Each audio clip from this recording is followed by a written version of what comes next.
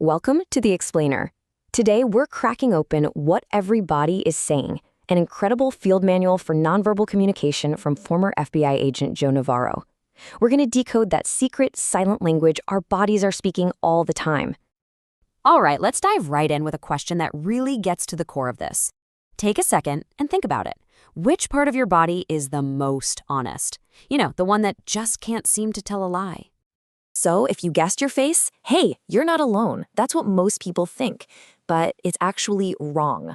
We're all trained from a super young age to use our faces to deceive. To get to the real answer, we've got to dig a little deeper.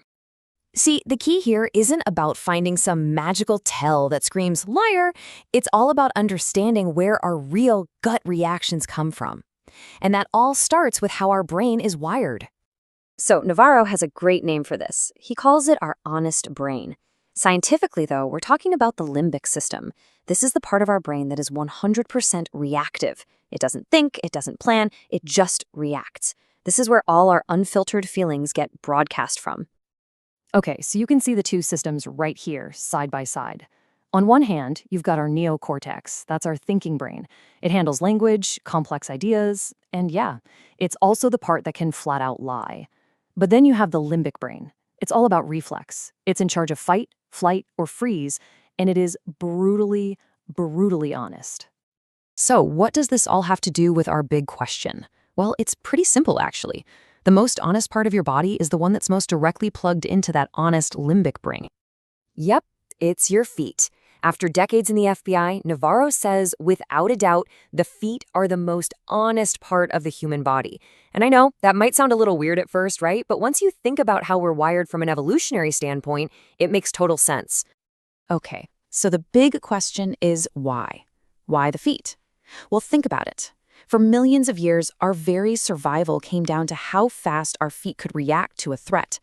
If a saber-toothed tiger jumped out, you didn't have time to think. Your limbic brain kicked in and your feet started moving. That ancient wiring is still humming away inside us. And since we barely pay any conscious attention to what our feet are doing, that's where the truth just leaks out. And once you know what to look for, you'll see these honest reactions everywhere. You know when someone gets really good news and their feet start bouncing or wiggling? Navarro calls those happy feet. But on the flip side, if you're talking to someone and their feet are pointing towards the door, that's a huge clue. Their limbic brain is screaming, I want to get out of here. Navarro tells this perfect story about it. An HR person is interviewing a candidate who's got these happy feet going, totally enthusiastic. But the second the interviewer mentions a job location she clearly doesn't want, her feet just stop. Dead solid. Her mouth might be saying all the right things, but her feet told the real story. All right, so we've locked in the feet as our honest-to-goodness baseline. Now, let's start moving up the body. Let's take a look at our core, the torso, and the arms, and see what they can tell us about how comfortable someone really is. This next one is so simple, but it is incredibly powerful. Our torso naturally, without us even thinking about it, leans toward things and people we like, and it pulls away from what we don't. So if someone's leaning in while you're talking, they're engaged. If they pull back, even just a little, their limbic brain is signaling discomfort. And the same exact thing goes for our arms. When we're comfortable and open, we do what Navarro calls ventral fronting. We expose our vulnerable front side. But the moment we cross our arms, that's a classic shield. We're putting up a barrier. It's a universal signal that something's not right, that something is bothering us.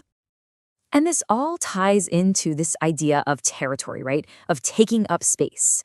It's really simple. When we're feeling confident, on top of the world, we literally expand. We take up more room.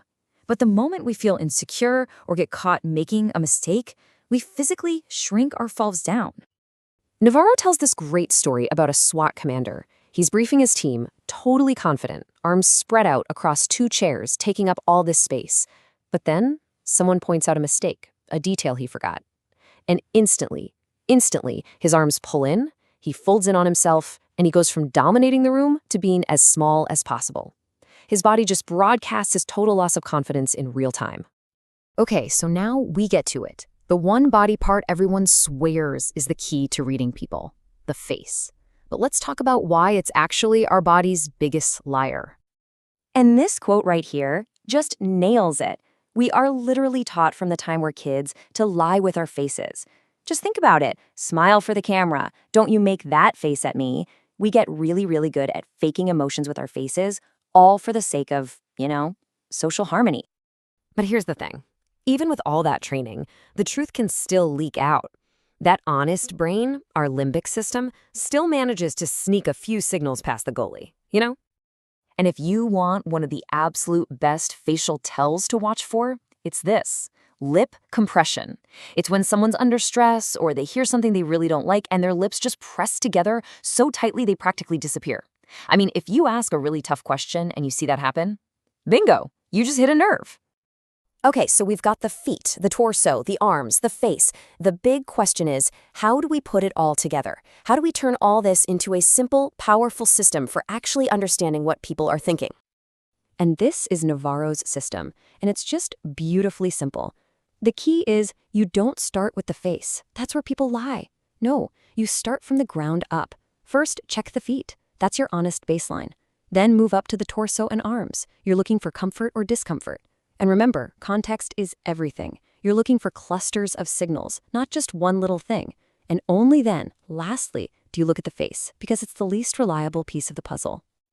So when it all comes down to it, if you really want to know what someone is saying, you have to stop just listening with your ears and start observing with your eyes. The real story isn't just in their words. It's told by the entire body from head to toe. And here's the fun part. Once you learn this stuff, you can't unsee it.